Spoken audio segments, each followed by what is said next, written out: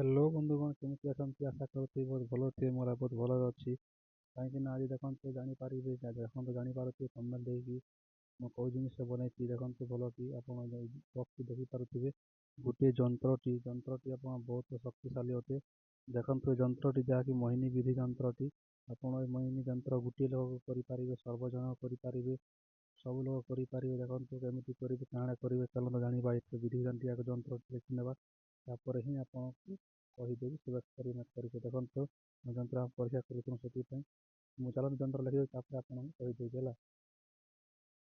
ଦେଖନ୍ତୁ ଏମିତି ଲେଖିବେ, ଏମିତି ଯନ୍ତ୍ର ଦେଖିପାରୁଥିବେ। ଯନ୍ତ୍ର ଲେଖିଛି ମୁଁ।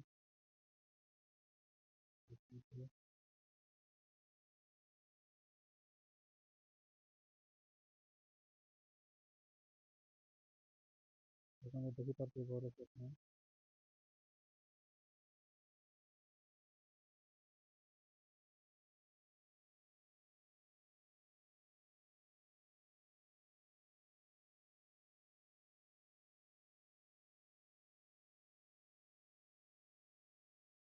ଦେଖନ୍ତୁ ଏମିତି ଲେଖିବେ ଯନ୍ତ୍ରଟିକୁ, ଦେଖିପାରୁଛନ୍ତି ଭଲ ଲାଗିଥିବେ।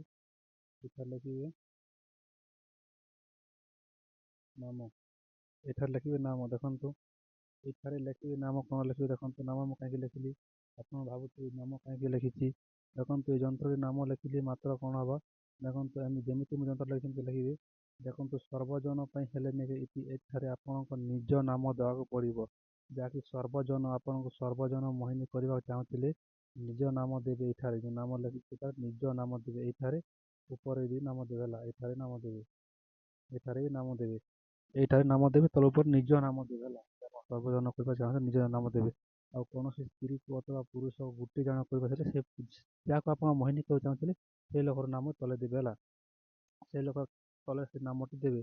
ଆଉ ଆମେ ସବୁ ସର୍ବଜନ ପାଇଁ ହେଲା ନିଜର ନାମ ଦେବେ। ଦେଖନ୍ତୁ ନାମ ତ ଦେବେ ଉପରେ। ଦେଖନ୍ତୁ ଏବେ କରିବେ କ'ଣ, ଦେଖନ୍ତୁ ଏଇଟା କରିବେ କ'ଣ, ଗୋଟିଏ ତମ୍ବା ପତ୍ର ଆଣିବେ। ଦେଖନ୍ତୁ ତମ୍ବା ପତ୍ର ଆପଣ ମିଳିଯାଇପାରେ, ଯାହାକି ପୂଜା ସାମଗ୍ରୀ ଦୋକାନ ତମ୍ବା ପତ୍ର ମିଳିବ। ଆଉ ଲୁହା କଲମ ଆଣିବେ, ଯନ୍ତ୍ରଟିକୁ ଆଙ୍କି ଦେବେ। ଆଙ୍କିକି ଯନ୍ତ୍ର ପୂଜା ବିଧି ଦେଖନ୍ତୁ, ଯନ୍ତ୍ର ପୂଜା ବିଧି କେମିତି କରାଯାଏ ଆପଣ ମୋ ପୂର୍ବରୁ ଭିଡ଼ିଓ ଅଛି, ନିହାତି ଦେଖନ୍ତୁ, ସେ ଭିଡ଼ିଓ ଜାଣିପାରିବେ। ତାପରେ କରିବେ କ'ଣ, ଦେଖନ୍ତୁ ଅରିଜିନାଲ୍ ମହୁରେ ଏଇଟାକୁ ବସେଇକି ମାତ୍ର 3 ଦିନ ରଖିବେ। ମହୁ ଭିତରେ ବୁଡ଼େଇକି ସେ ଯନ୍ତ୍ରକୁ 3 ଦିନ ରଖିବେ। ପୂଜା ବିଧି କରିସାରିଲା ପରେ 3 ଦିନ ରଖିବେ ମହୁରେ ବୁଡ଼େଇକି। ତାପରେ କରିବେ କ'ଣ, ଦେଖନ୍ତୁ ସର୍ବଜନ କରିଥିଲେ ନିଜ ତ ଗୋଟେ ତାବିଜରେ ଭର୍ତ୍ତି କରି, ତମ୍ବା ତାବିଜ ଅଷ୍ଟଦଶ ତାବିଜରେ ଭର୍ତ୍ତି କରି ନିଜେ ପିନ୍ଧିକି ଯୁଆଡ଼େ ଯିବେ ସିଆଡ଼େ ସର୍ବଜନ ବଶୀକରଣ ମୋହିନୀ ହେବ।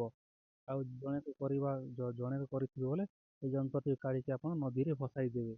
ନଦୀରେ ଭସାଇ ଦେଲେ ସେ ଦେଖିବେ, ସେ ଯେମିତି 3 ଦିନ ମାତ୍ର 4 ଦିନ ଭିତରେ ଆପଣଙ୍କ ପାଖରେ ସେ ପହଞ୍ଚି ଯାଇଥିବ। ଯନ୍ତ୍ର ସାହାଯ୍ୟରେ ପହଞ୍ଚିଯିବ। ସେଥିପାଇଁ ଏ ଯନ୍ତ୍ରଟି ବହୁତ ସରଳ ଅଟେ। ଆମେ ପରୀକ୍ଷା କରିଥିଲୁ ସର୍ବଜନ ପାଇଁ ବି, ଆଉ ଗୋଟେ ଜଣ ପାଇଁ ବି ଆମେ ଯନ୍ତ୍ରଟିକୁ କରିଥିଲୁ। ସେଥିପାଇଁ ଯନ୍ତ୍ରଟି ଆପଣଙ୍କୁ ଭିଡ଼ିଓ ମାଧ୍ୟମରେ କହିଦେଉଛି। ଦେଖନ୍ତୁ ଯନ୍ତ୍ର ଲେଖିବାର ବହୁତ ସରଳ। ଦେଖନ୍ତୁ ମୁଁ କେମିତି ଯନ୍ତ୍ର ଲେଖିଛି, କେମିତି ଯନ୍ତ୍ର ଲେଖିବେ ଦେଖନ୍ତୁ। ଆପଣ ଦେଖୁଛି କି ନାହିଁ, ଦେଖନ୍ତୁ ଭଲ କି ଆପଣ ଟିକେ କରିଦିଅନ୍ତୁ, କ୍ୱାଲିଟି ଟିକେ ଦିଅନ୍ତୁ, ଆପଣଙ୍କ ପେଜରେ ନିହାତି ଭଲ କି ଯନ୍ତ୍ରଟି ଚିହ୍ନି ପାରିବେ। ତାପରେ ଏମିତି ଲେଖିବେ। ଦେଖନ୍ତୁ ଆପଣ ବୁଝିପାରିଲେ କି ନାହିଁ ବୁଝିପାରିଲେ ନିହାତି କମେଣ୍ଟ ବକ୍ସରେ କହିବେ, ଆପଣଙ୍କୁ ମୁଁ ଏଥର ବୁଝାଇଦେବି। ଦେଖନ୍ତୁ ଆଶା କରୁଥିବି ନିହାତି ବୁଝିପାରିଥିବେ। ଆଉ ଯଦି ଆଶା କରୁଥିବେ ଭିଡ଼ିଓଟି ନିହାତି ଭଲ ଲାଗୁଛି, ନିହାତି ଲାଇକ୍ କରନ୍ତୁ। ଆଉ ଚ୍ୟାନେଲକୁ ସବସ୍କ୍ରାଇବ୍ କରିବା ଭୁଲନ୍ତୁ ନାହିଁ, କାହିଁକିନା ମୋ ନୂଆ ଚ୍ୟାନେଲ, ସେଥିପାଇଁ ମୋ ପୁରୁଣା ଚ୍ୟାନେଲ ଡିଲିଟ୍ ହେଇଗଲା। ସେଥିପାଇଁ ହିଁ ମୁଁ ନୂଆ ଚ୍ୟାନେଲଟି ବନେଇଛି। ସେଥିପାଇଁ ମୋତେ କେହି ଜାଣିନାହାନ୍ତି, ଚିହ୍ନିନାହାନ୍ତି। ସେଥିପାଇଁ ମୁଁ ଅଜଣା ପାଇଛି। ଦେଖନ୍ତୁ ଆପଣଙ୍କ ମନରେ ମୁଁ ବହୁତ ଥର ଆପଣଙ୍କ ମୋ ବିଧି ଚର୍ଚ୍ଚା କରିକି ଆପଣ ସଫଳ ହୋଇଥିଲେ। ସେଥିପାଇଁ ଆଉ ଥରେ ମୁଁ ନିହାର ଓଡ଼ିଆ ଚ୍ୟାନେଲ ବନେଇଛି। ଦେଖନ୍ତୁ ପୂର୍ବର ଚ୍ୟାନେଲ ଥିଲା, ମୋ ଚ୍ୟାନେଲର ନାମ ଆପଣ ଜାଣିଥିବେ, ଓଡ଼ିଆ ମୋହିନୀ ଥିଲା। ଚ୍ୟାନେଲଟି ହ୍ୟାକ୍ ହେଇକି ଡିଲିଟ୍ ହେଇଗଲା। ସେଥିପାଇଁ ଏ ଚ୍ୟାନେଲ ନୂଆ କ୍ରିଏଟ୍ ହେଇଛି, ଯାହାକି ମାସେ ହେଉଛି ଚ୍ୟାନେଲଟି। ନିହାତି ସପୋର୍ଟ କରନ୍ତୁ ଏ ଚ୍ୟାନେଲକୁ।